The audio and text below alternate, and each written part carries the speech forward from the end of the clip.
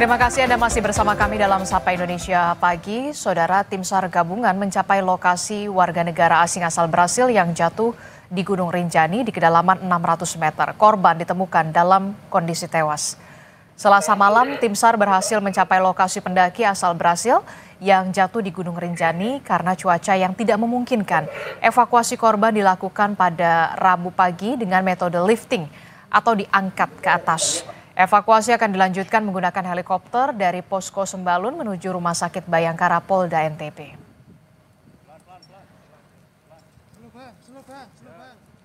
Saat ini saudara, kita sudah bersama dengan Kepala Balai Taman Nasional Gunung Rinjani. Melalui sambungan daring sudah ada Pak Yarman Wasur. Selamat pagi, Assalamualaikum Pak Yarman. Waalaikumsalam Mbak. Ya, Yarman, bukan Yarman Wasur. Wasur dulu lokasi saya kerja. Yarman. Oke, Pak Yarman. Pak Yarman, ini bisa diinformasikan kepada kami pemirsa Kompas TV semua saat ini proses pencarian atau proses evakuasi masih terus dilakukan. Nah, ini bisa diceritakan secara singkat. Ini skemanya nanti akan seperti apa hari ini untuk proses evakuasi? Ya, ini hari ini perlu saya sampaikan juga bahwa kemarin sore ya sekitar jam 18.00 tim evakuasi sudah mencapai titik korban, ya diperkirakan sekitar 600-an dari atas. Nah, sekitar 4 orang tim dan 3 orang di atas angkor 2, ya. Dan pagi ini sudah bergabung dan sedang melakukan pengangkatan terhadap korban itu sendiri, ya. Mudah-mudahan hari ini cuaca cerah, ya, bisa maksimal teman-teman di lapangan melakukan evakuasi. Begitu, Mbak. Oke, sejauh ini kan sudah hari kelima ya kalau tidak salah Pak Yarman ya. Apa sebenarnya kendala utama yang dihadapi para rescue atau tim SAR untuk melakukan evakuasi terhadap survivor atau warga negara asing asal Brasil ini, Juliana? Oke, makasih Mbak.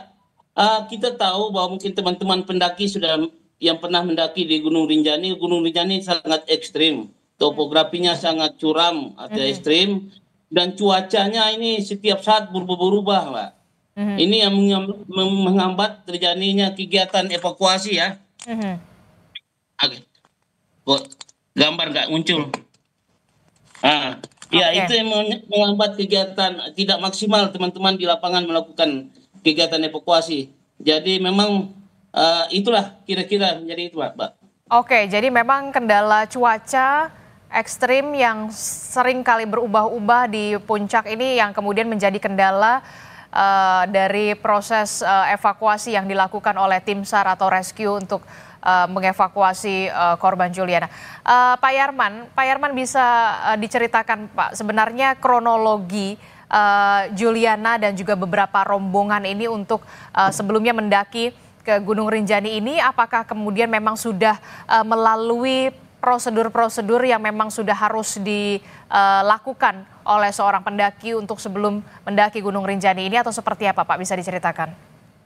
Iya, sebenarnya korban ini sudah melalui prosedur yang sesuai dengan SOP yang telah kita tetapkan. Artinya memang pada tanggal 21 Juni 2024 itu kita dapat informasi ya terkait dengan adanya pendaki yang jatuh pada pagi hari itu di kita Pelawangan 4, ya, Cemara Nunggal itu, ya. Kita melihat bahwa memang sebenarnya tim itu sebenarnya ada 6 orang, terdiri dengan guide dengan pemandu itu sendiri ada di situ, ya. Artinya memang secara SOP sudah memadai, sesuai. Ini juga karena pada saat mau naik puncak itu, saudara korban ini merasa capek atau kelelahan, ya, dengan informasi dari guide-nya, sehingga akhirnya korban ini tidak ikut summit, gitu. 5 orang teman ini ikut summit. Setelah turun dari summit ini, ternyata korban ini tidak lagi berada di tempat di lokasi awal ini. Ternyata setelah ditelusuri, ternyata sudah di jurang, sudah jatuh ke bawah, Mbak. Oke, kalau dari... Artinya secara ini beliau mempunyai tiket apa segala secara resmi sudah dikeluarkan oleh Taman Nasional Gunung Rinjani. Oke, jadi kalau komunikasi sendiri dari Balai Taman Nasional Gunung Rinjani sendiri mengetahui ada satu pendaki yang kemudian terjatuh, ini informasinya sudah didapat sejak hari apa, Pak?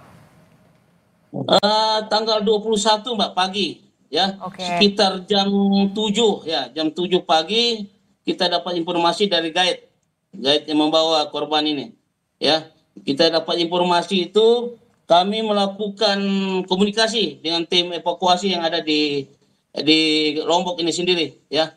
Ada beberapa tim di situ termasuk Basarnas, BPBD, NTB, dan teman-teman Oke. TNI Polri.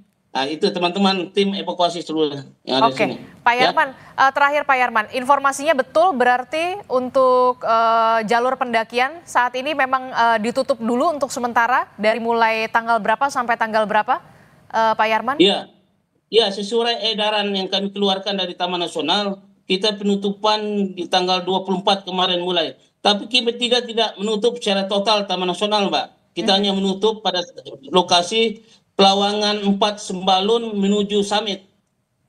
Itu. Tapi pintu-pintu pendakian lain bisa boleh dikunjungi. Oke, itu artinya hanya penutupan sementara mulai dari pos Pelawangan 4 sampai ke Summit itu ditutup, tapi sebelumnya itu masih dibuka ya jalur pendakiannya ya Pak ya. Terima kasih. Ya, jalur pendakian masih bisa, pendaki masih bisa menikmati tempat-tempat seperti danau, Pak, tempat-tempat lain gitu, Pak. Oke, Ya, baik. Terima sampai kasih Kepala selesainya Balai evakuasi dilakukan, Pak. Ya. Terima kasih Kepala Balai Taman Nasional Gunung Rinjani, Pak Yarman telah bergabung bersama kami di Kompas TV. Sehat selalu Bapak. Assalamualaikum, selamat pagi. Waalaikumsalam warahmatullahi wabarakatuh. Terima kasih.